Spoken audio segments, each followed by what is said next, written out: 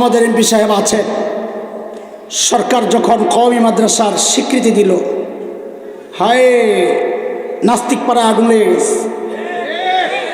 একজন তো বলেই ফেললো এই কওমি মাদ্রাসাগুলো হচ্ছে বিষ বৃক্ষ।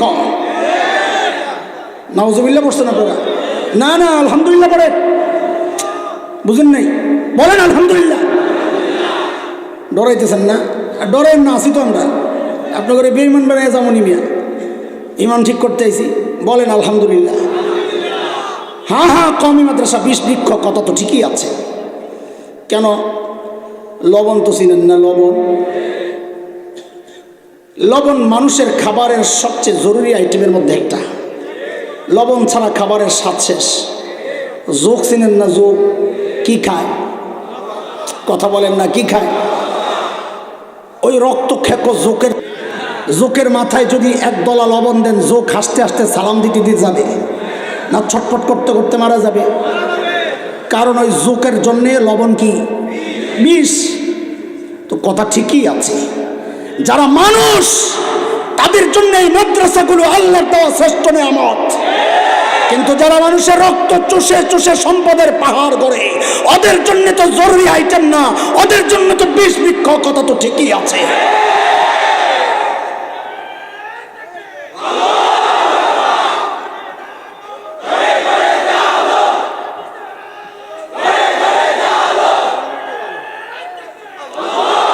মুহতারাম হাজরিন, মাননীয় এমপি সাহেব আছেন, আমরা তো পাই না ওনাদেরকে বলার জন্য, আজকে পাইছি। কি কোন আপনারা? ওনারা আমাদের অভিভাবক, আমরা সন্তান তুল্য। উনি যদিও বলছেন আমি আপনাদের পেটের সন্তান, সন্তান তখন বড় হইয়া বাপ হয়ে গেছে। এখন বাপের কাছে সন্তানগত চাওয়া আছে না? আরে কথা কোন? উলামা একরামের মুখপাত্র হিসাবে বসছি আমি, আমাদের চাওয়া পাওয়া আছে না ওনাদের কাছে? আপনারা আমাদের স্বীকৃতি দিয়েছেন, এখন এই ধ্বংসের পায়তারা করছে একটা শ্রেণী। শিক্ষা ব্যবস্থায় নাস্তিকতা ঢুকানোর পায়তারা চলছে। নাস্তিক তৈরি হবে আপনার আমার ঘরে। যেই শিক্ষা ব্যবস্থা চালু হচ্ছে, আপনারা এর বিরুদ্ধে আল্লাহর রাস্তায় সোচ্চার হন, নাইলে এই দেশে মুসলমান খুঁজে পাবেন না। আল্লাহ ওনাদেরকে সেই শক্তি দান করেন। আমার উস্তাদ মুহতারাম শাইখুল হাদিস আল্লামা আব্দুল হাফিজ রহমতুল্লাহ আলাইহি দেওবন্দ মাদ্রাসায় পড়েছি। আমার উস্তাদ শাইখুল হাদিস আল্লামা নাসির খান রহমতুল্লাহ আলাইহি, আমার এই দুই উস্তাদের উস্তাদ, মানে আমার দাদা উস্তাদ শাইখুল হাদিস শাইখুল আরব আল আজম হযরত হুসাইন আহমদ মদনী নওয়ারাল্লাহু মারকাদাহ, তার উস্তাদ শাইখুল হিন্দ মাহমুদ হাসান দেওবন্দি রহমতুল্লাহ আলাইহি, তার উস্তাদ ব্রিটিশ বিরোধী আন্দোলনের অন্যতম সিপাহ সালার, মুজাহিদে মিল্লাত, দারুল দেওবন্দের অন্যতম প্রতিষ্ঠাতা কাসিমুল উলুম আল খায়রাত ইমাম কাসেম নানতুবি রহমতুল্লাহ আলাইহি, তার উস্তাদ শাহ আব্দুল গনি মুজাদ্দিদ দেহলভী রহমতুল্লাহ আলাইহি, তার উস্তাদ শাহ মোহাম্মদ ইসহাক দেহলভী রহমতুল্লাহ আলাইহি, তার উস্তাদ শাহ আব্দুল আজিজ মুহাদ্দিস দেহলভী রহমতুল্লাহ আলাইহি, তার উস্তাদ শাহ ওলিউল্লাহ মুহাদ্দিস দেহলভী রহমতুল্লাহ আলাইহি, তার উস্তাদ আবু তাহের আল মদনী রহমতুল্লাহ আলাইহি, তার উস্তাদ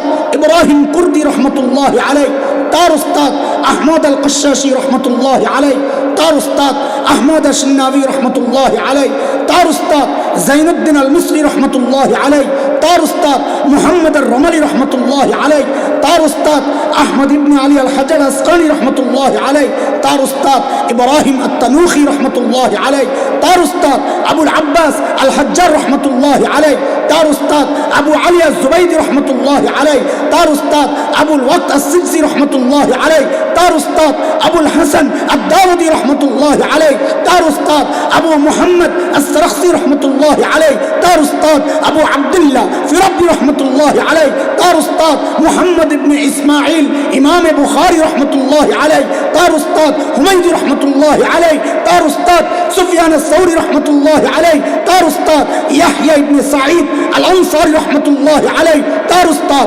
মুহাম্মদ ইবনে ইব্রাহিম আত-তাইমি রহমতুল্লাহ আলাইহি, তার উস্তাদ আলকামা ইবনে ওয়াক্কাস আল-লাইসি রহমতুল্লাহ আলাইহি, তার উস্তাদ উমর ইবনে আল-খাত্তাব রাদিয়াল্লাহু আনহু, তার উস্তাদ মুহাম্মদুর রাসূলুল্লাহ সাল্লাল্লাহু আলাইহি ওয়াসাল্লাম। আমাদের শিক্ষার গোড়ায় কে বলেন? বলেন বলেন। আরে কি নিয়ে গর্ব করেন আপনারা? বুঝি না তো কিছু। কি নিয়ে গর্ব করেন? আরে গর্ব তো আমাদের শিক্ষার গোড়ায় মুহাম্মদুর রাসূলুল্লাহ। আপনি গর্ব করেন, আপনার গর্বটা কেমন জানেন? আমি দেখাচ্ছি, আমার কাছে একটা হীরার টুকরা আছে, হীরার টুকরা। আপনি বলেন হ্যাঁ আমার কাছে কম আছে মিয়া। কি আছে আপনার কাছে? কয়েক ট্রাক বালু আছে। আপনারা কেমনি বুঝুন?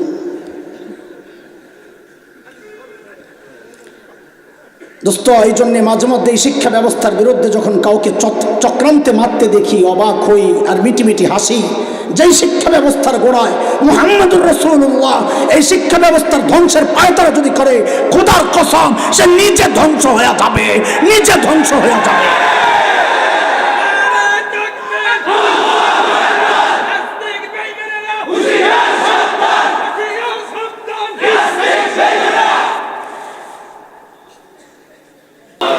ইসলামের পক্ষে কাজ করার জন্য আল্লাহ সে মানসিকতা দান করেন। আপনারা ইসলামের পক্ষে কাজ করেন, কারো কাছে যাওয়া লাগবে না, বাংলাদেশের তৌহিদি জনতাই আপনাদের পাশে থাকবে। আল্লাহর হাবিব সাল্লাল্লাহু আলাইহি ওয়াসাল্লাম ওই দুই মিশনে যখন মেহনত শুরু করলেন, কোরআনের তালিম দিয়া নিজের উন্নত চরিত্র মাধুর্য দিয়া ওই বর্বর আরবদের পেছনে যখন মেহনত শুরু করলেন, আহারে ওই বর্বর আরবগুলো এখন আর বর্বর নাই, পরিচয় পাল্টায়া গেছে। বলে পরিচয় পাল্টায়া কি হয়েছে? নতুন পরিচয় কি? বলে আমি কি বলবো? নবীকে জিজ্ঞেস করো, আল্লাহকে জিজ্ঞেস করো। নবীকে জিজ্ঞেস করলাম, ইয়া রাসূলুল্লাহ ওই বর্বরদের নতুন পরিচয় বলেন। তো নবী বলেন, খায়রুল কুরুনি করনি। এরা আর বর্বর নাই, এরা মানব ইতিহাসের শ্রেষ্ঠ মানুষ হয়ে গেছে। বলে এই বর্বর আরবদের নতুন পরিচয় বলেন। আল্লাহকে জিজ্ঞেস করলাম, ওগো মালিক এদের নতুন পরিচয় বলেন। তো আল্লাহ বলেন, সীমাহুম ফি উজুহিহিম মিন আসারিস সুজুদ। আল্লাহ বলেন ওদের চেহারার মধ্যে সেজদার চিহ্ন দেখবা। বলে সেজদার চিহ্ন তো বাহির দিয়া ফিটফাট, আবার ভেতরে সদরঘাট কিনা? আল্লাহ বলেন না না না, আমার নবীর সাহাবীরা বাহিরেও এক নাম্বার, ভেতরেও এক নাম্বার। কারণ আমি ওদের ভেতরটাও পরীক্ষা নিয়েছি, ওই পরীক্ষায় ওরা পাস। কে বলেছেন? উলাইকাল্লাযীনা ইমতাহানাল্লাহু কুলুবাহুম লিত্তাকওয়া লাহুম মাগফিরাতুন ওয়া আজরুন আযীম। ওরা বাহিরেও এক নাম্বার, ভেতরেও। অথচ আগে ছিল কি বর্বর আরব। আচ্ছা শোনেন, অনেক রাত হয়েছে, আপনারা বাড়ি যাবেন, অনেক দূর থেকে আসছেন, এমপি সাহেব অসুস্থ, যে পায়ের যে অবস্থা দেখলেও তো ডর লাগে। তারপর আপনাকে মায়ায় বসে রয়েছে যে আবার কবে দেখবে আপনাদেরকে। আমরা সাধুবাদ জানাই, মোবারকবাদ জানাই। নেতারা তো আসে একটু বক্তব্য দিয়ে চলে যাওয়ার জন্যে না, তো এটা তো একটু ব্যতিক্রম লাগতেছে না? পুরো এক বক্তব্য শুনছেন, মাঝখানে কথা বলছেন, আরেক বক্তব্য বসে আছেন। এটা কি একটু অন্যরকম লাগতেছে না? লাগতেছে না? আল্লাহ তাআলা কবুল করেন। আলেম ওলামাদের এই ভালোবাসাকে, ওনার জীবনটা শান্তির জীবন বানায়া দেন, এই ভালোবাসাকে উসিলা করে আখেরাতকেও আল্লাহ তাআলা মুক্তির আখেরাত বানায়া দেন। সেই রকম খিদমত করার তৌফিক আল্লাহ ওনাকে দান করেন। তো আমি সংক্ষেপ করি, চলে।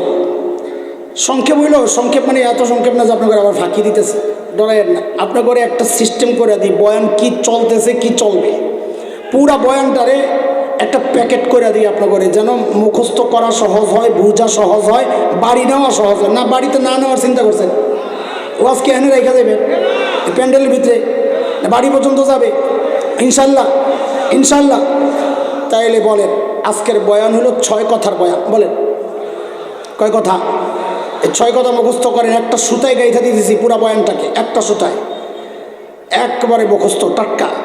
আগামী বছর যদি আবার ওনারা যদি করে আর কি, আর যদি দাওয়াত পড়ে আর কি, আমি বলি না দাওয়াত, এমনি বললাম, তো আবার পড়া নিয়ে যে 6 কথা মনে আছে, ঠিক আছে ইনশাল্লাহ।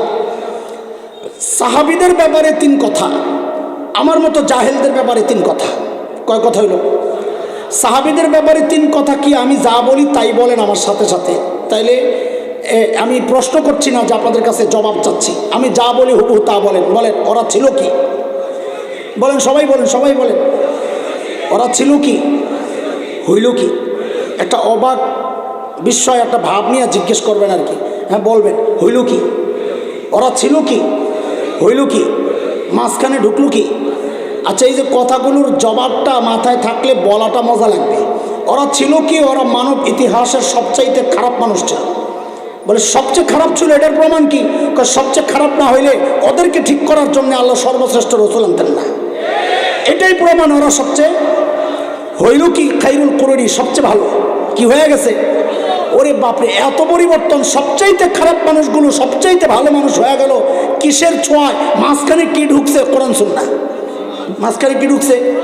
যেহেতু সুন্নাহ কোরআনেরই ব্যাখ্যা, সেজন্য খালি কোরআন বলেন। মাঝখানে ঢুকছে কি? কিসের ছোঁয়ায় এই পরিবর্তন? কিসের ছোঁয়ায়? এইবার তিন কথা বলেন তো, বলতে মজা লাগবে, কারণ আপনি এখন বুঝছেন জিনিসটা। বলেন ওরা ছিল কি, হইল কি, মাঝখানে ঢুকলো কি? মনে থাকবে তো ইনশাল্লাহ। এইবার আমরাও তিনটা, আমরা তো করছি উল্টা।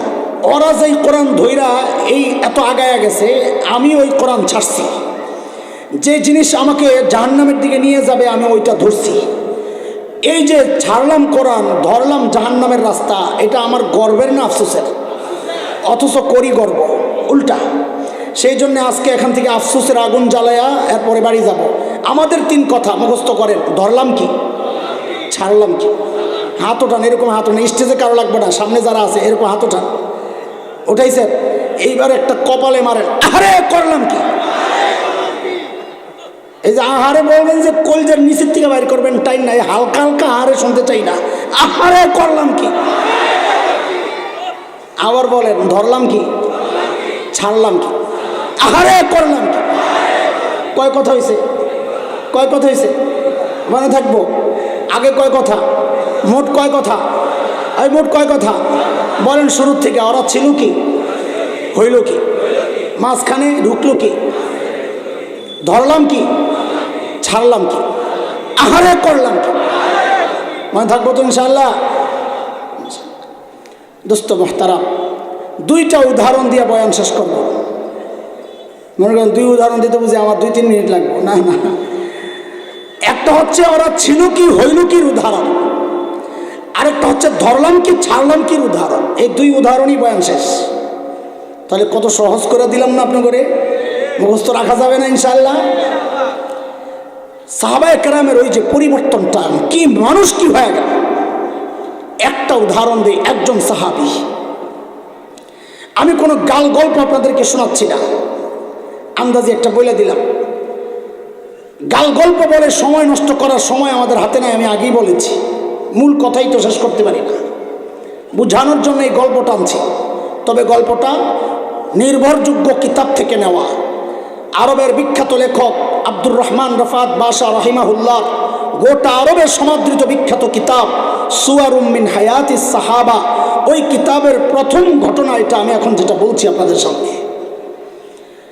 আল্লাহর নবীর এক সাহাবী হযরত সাঈদ ইবনে আমির আল জুমাহি রাদিয়াল্লাহু আনহু মুসলমান হয়েছেন একটু দেরিতে, হিজরতের অনেক পরে, কিন্তু তার ইসলাম ছিল বড় পাক্কা। পাক্কা মুসলমান হয়েছেন। কতটা পাক্কা দেখেন, হযরত ওমর রাদিয়াল্লাহু আনহু যখন খলিফা, ওমর নরম না গরম? মানুষ ওমরে দেখলে পালায়। আর এই আল্লাহর বান্দা যাইয়া হযরত ওমরকে বুঝায় যে ওমর, আল্লাহ দায়িত্ব দিয়েছেন, ঠিকঠাক মতো আদায় করেন, নাইলে কিন্তু খবর আছে। বেটার কলিজায় সাহস কত দেখছেন? মানুষ নিজে যখন সৎ হয় তখন তার সাহসও উঁচা হয়। নিজে যখন 2 নম্বর হয়, কথা কয় মিনমিন কইরা, আর তেলের দাম বাড়ায়। তেলের দাম বাড়ানি বুঝোস নি তোরা? আন্দাজে জি কইলি একটা, থাকাও তো ব্যাখ্যা আমি যেতে পারব না। হযরত ওমর একদিন ধরছেন, মিয়া খালি ওয়াজ করো কামলো। এই যে ধরছেন, এটা রাগ করে না। হযরত ওমরের চিন্তা, এমন একজন অনেস্ট মানুষকে দায়িত্ব দেওয়া দরকার। দেখেন, এটা দুনিয়ায় আমরাও, একজন এমপি সাহেব দাঁড়িয়ে রাখছে, দেখলেই মনটা জোড়ায়, যাহারে একটা ভালো মানুষ তো আছে। এটা স্বাভাবিক কথা। একজন নেককার মানুষ দেখলে আমরা মনে করি যে হ্যাঁ, আল্লাহ ছুটে গেছে তোর লাইন, কই গেল মাইকওয়ালা? আচ্ছা আচ্ছা, না কথা বললেন না, আরো